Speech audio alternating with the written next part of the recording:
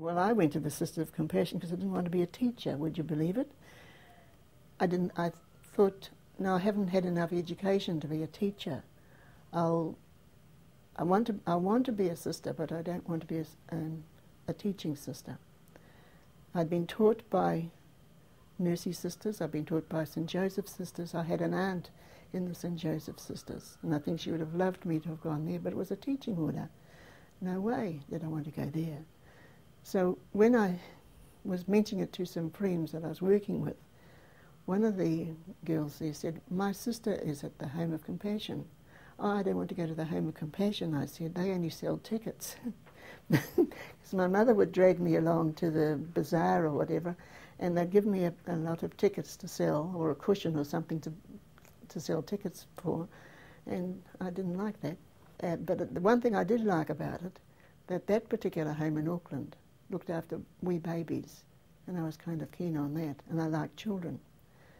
So when she told me about Wellington is much better than Auckland, if you go to Wellington there's a lot more children, older children there, and there are children who are handicapped. There's a lot of things you can do without having to be a teacher. So that's when I applied to come here. And I remember my first interview with the sister in Auckland. I went around to see this girl's sister, and she was only young, very, very young, beautiful girl she was. And she ran away to get the superior when she knew that I'd come to talk about entering the order.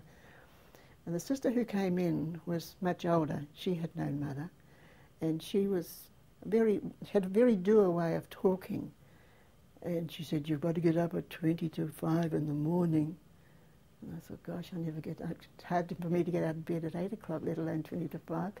Then she said, "And you work in the laundry," and that really wasn't putting me off. The things that she was saying to me that should have put me off weren't putting me off at all. I wanted to go. It was a challenge. And when I came, there was about 20 of us, I think, all novices together, and we had lots of fun. You know, it was really good comradeship, and yes. And then, of course, that's the ironic part about it.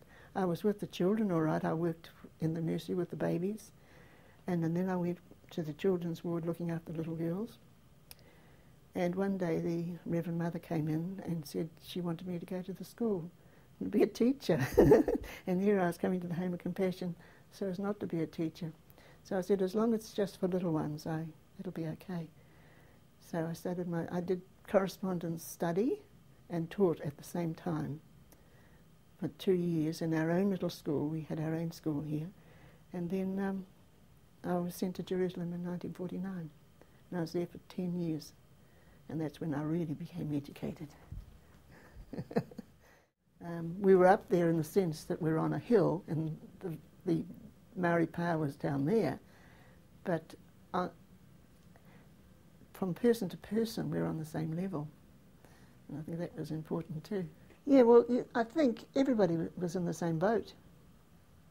You know, we were in the country, and all those country women were in the same boat.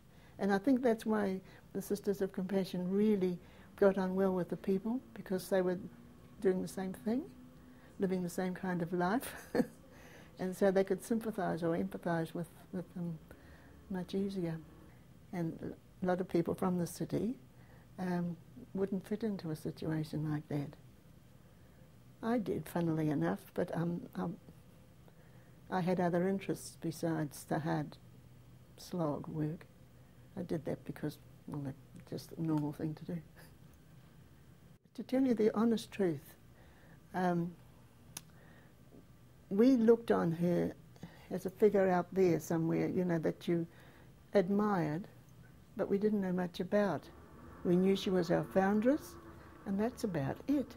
But as a person, and I first became conscious that she must have been some kind of a person when I was being interviewed by Cheryl Cameron, I think her name was, and she was doing a documentary for Pioneer Women. And she asked me all these questions, and I couldn't answer them because I didn't know. we asked any of the older sisters who had actually lived with her, they would tell you all the things she did, but they never told you what a kind of a person she was. And so if you questioned them again and said, yes, but what kind of a person was she? They'd say, oh, she was lovely, she was so kind. But it still didn't tell us what she was like.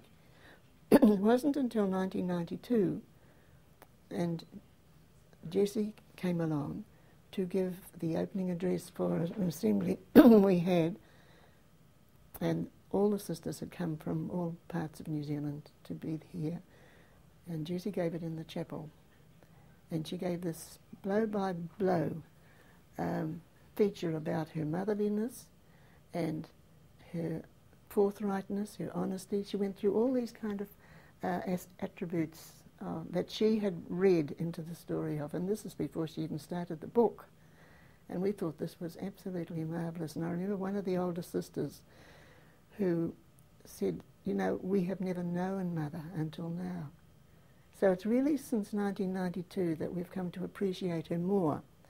We used to read her writings, but the access to the archives too was a kind of a no-no for most of the sisters. These things were so precious that they were locked up and nobody was allowed to touch them. I think I went, when I came in 1981, the sister who had been in the archives before me said, you need to read everything down there so that you'll understand everything. So I used to come down at night because I didn't have time during the day. I was secretary and they kept me pretty busy. So I'd sneak down at night and read all the things about Mother, read her letters, read everything. I thought, this is silly. Here am I getting all this lovely stuff and the sisters are being deprived of it. So I brought my typewriter down. It was before computers. And I started typing up, copying all the letters in those things there I copied. And just then I had to print them out, and I gave a copy to each house. I'll show you afterward. I've got them round the corner in some of them. Nobody likes them anymore because to try to save paper, I was making them in small print. And when people get older, they like things in large print, so I wasn't very popular in that kind. But at the time, they were very, very acceptable. It opened doors for them to get to know Mother more by reading her letters. Well, then you could feel her as a person, as somebody who was interested in what you were doing, somebody who wasn't going to take any nonsense. You know, she wasn't a sentimental person. She was quite ordinary.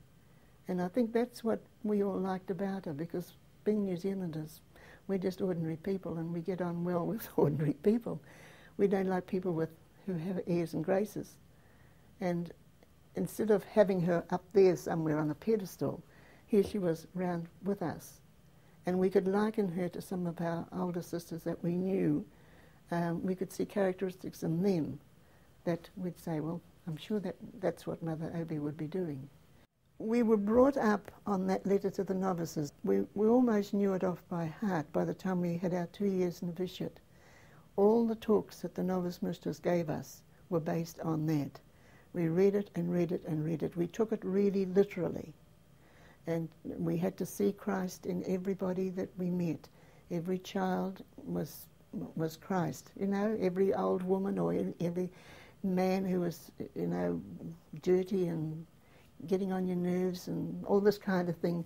And she was telling us in this letter to the novices to look on them as if it's St. Joseph. Look on the women as if they're Mary, that type of thing. So we were trained to do it like that. That's an old copy of our directory. What we're doing today, and we're taking snippets of these, in old age we live more for suffering and for certain duties, but we live no longer for pleasure when we're old age. I don't know about that, but anyway, that's what she said in those days. Just as well, you're going to do a lot of cutting, isn't it? Never keep anybody waiting for you. He who is waiting thinks of your defects. And sometimes we write these up on a little bookmark and give them out to people. And they really appreciate it. Sometimes they pick one up that's just appropriate for the time.